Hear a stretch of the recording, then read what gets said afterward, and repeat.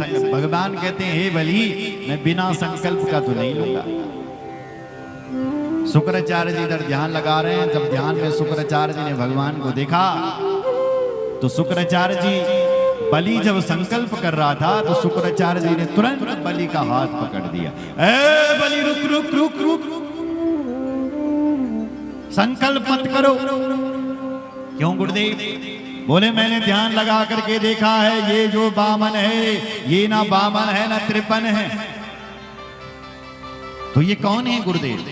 तो शुक्राचार्य जी बोले ऐस वेरोचने साक्षात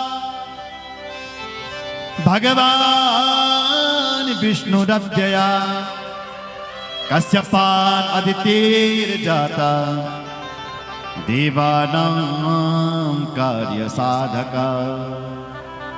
ऐस वेरोचने साक्षात भगवान विष्णुरव्यया। अरे बलि, ये तो भगवान विष्णु ही तेरे घर पर बामन बन करके प्रकट हुए हैं। अरे बलि, ये चाहेंगे तो 3 चरण भूमि में तीनों लोकों को नाप सकते हैं। अरे बलि, एक चरण में नीचे के लोग नाप लेंगे, अतल वितल सुतल तलातल महातल रसातल और पाताल।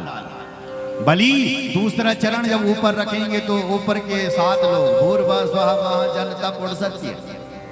ए बलि, तीसरा चरण रखने के लिए तेरे पास जगह भी नहीं बचेगी, इसलिए हे बलि बना कर दे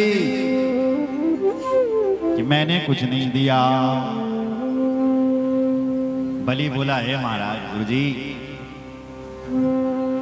झूठ कैसे बोले?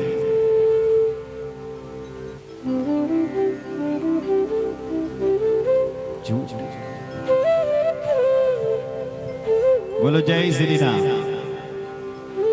ये भगवती पृथ्वी कहती है कि मुझे इन पहाड़ों का बोझा नहीं है। ये जो पहाड़ है, मुझे जितना बोझा एक झूठे व्यक्ति का लगता है, इन पहाड़ों का मुझे बोझा नहीं लगता है। जितना बोझा एक झूठे आदमी का, झूठे व्यक्ति का लगता है। इसलिए गुरुजी, मैं झूठ कैसे बोलूं? शुक्राचार्य जी बोलते हैं राजा बलि, कुछ स्थान ऐसे होते हैं जहां पर झूठ बोलने से पाप नहीं लगता। कौन कौन से? स्त्री सुनरम विवाहे च प्रत्यर्थे प्राण संकटे गौ ब्राह्मणार्थे हिंसायां नान्यतम स्य जुगुप्सितम। शुक्राचार्य जी बोले राजा बलि झूठ बोल दे, क्योंकि 6 जगह ऐसी होती हैं जहां झूठ बोलने से पाप नहीं लगता है। स्त्री माताओं के पास। अच्छा, कब? जब माताएं बहनें कभी शादी विवाह में जाती हैं ना,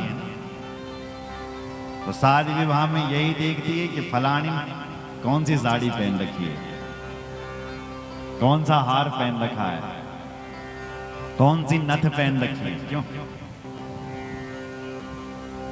और घर में आकर के अपने पतिदेव से कहती है स्वामी जी देखिए तुमने आज पड़ोसन ने इतनी अच्छी साड़ी पहनी, मुझे भी ऐसी चाहिए। उसने कितनी अच्छी नथ पहनी थी, मेरे लिए भी ऐसी बनाओ। अब बेचारा घर वाला आदमी कहेगा कि देवी को साड़ी की नथ की पड़ी, मैं तो जैसे तैसे अपने घर चलूं लगी। तो उस समय थोड़ा झूठ बोल देना भाई लोग कि देवी चिंता मत कर, 1 तारीख और दे तो और जनी तनख्वाह मिलेगी, ऐसी सबसे पहले तेरे लिए नथ ही बनेगी। उस समय झूठ बोल सकते हैं, क्योंकि जब तक 1 तारीख आती है तब तक बेचारी भोली भाली भूल जाती है। 1 तारीख आएगी स्वयं ही बोलेगी कि रहने दो मेरे लिए नथ, पहले तुम बच्चों की फीस कर जमा। रहने दो इस बार साड़ी पहली घर के राशन भरा खत्म मणि उस समय झूठ बोल सकते हैं।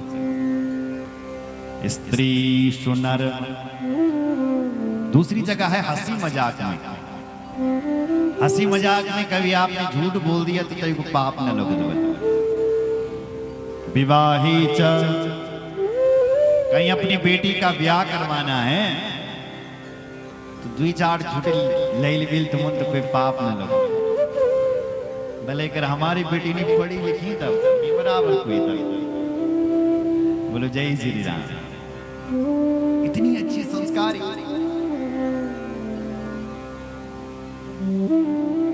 होली है विचार। विवाह करने में झूठ बोलना पड़े तो पाप न लगो। प्रत्यर्थे प्राण संकटे। प्रत्यर्थ अपनी जीविका को चलाने के लिए, अपनी जीविका चलानी आपने तो वहां थोड़ा सा झूठ बोलना पड़े तो कोई पाप न लगो। जीविका चलाने के लिए प्राण संकटे, अपने प्राण कभी संकट में आ जाए वहां पर झूठ बोल दो तो कोई पाप नहीं लगेगा। और गौ ब्राह्मणार्थी हिंसायाम, कहीं गौ माता की हिंसा हो रही है, कोई गौ को मार रहा हो वहां झूठ बोल दो हमने गौड़ा देखी नहीं। कोई ब्राह्मण की हिंसा कर रहा हो तो वहां पर आप झूठ बोल सकते हैं। गौ और ब्राह्मण की हिंसा करने वाला व्यक्ति विष्टा का कीड़ा बनता है और कितना तक 100 कल्पों तक बनता है। एक कल्प यानी ब्रह्मा जी का एक दिन।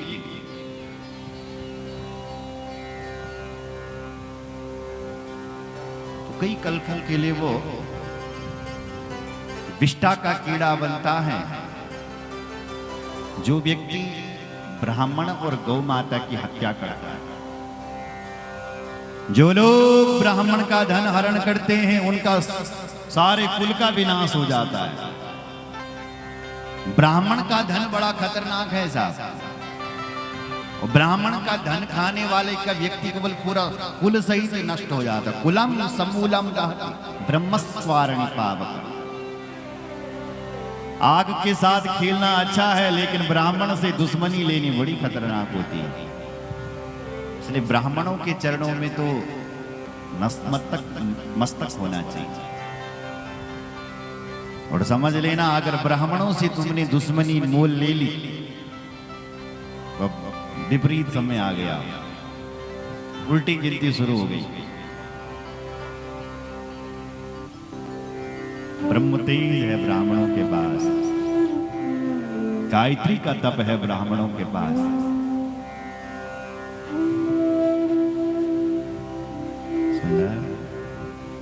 ब्रह्म विद्या है उनके पास, मंत्र है ब्राह्मणों के पास, वेद है ब्राह्मणों के पास।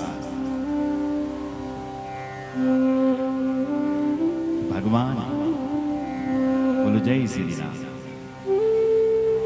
इसलिए शुक्राचार्य जी ने कहा राजा बलि झूठ बोल दो। बलि ने कहा है महाराज मैं झूठ नहीं बोल सकता, मैं बोलूंगा ही नहीं।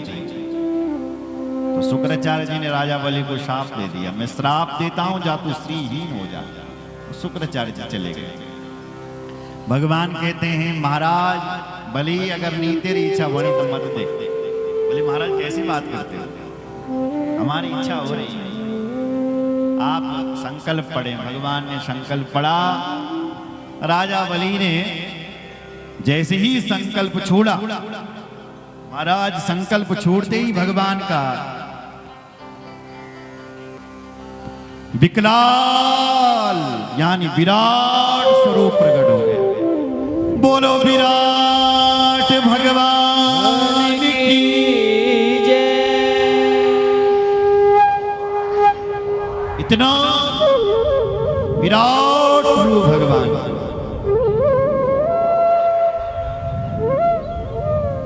भगवान ने एक चरण ऊपर रखा और एक चरण नीचे।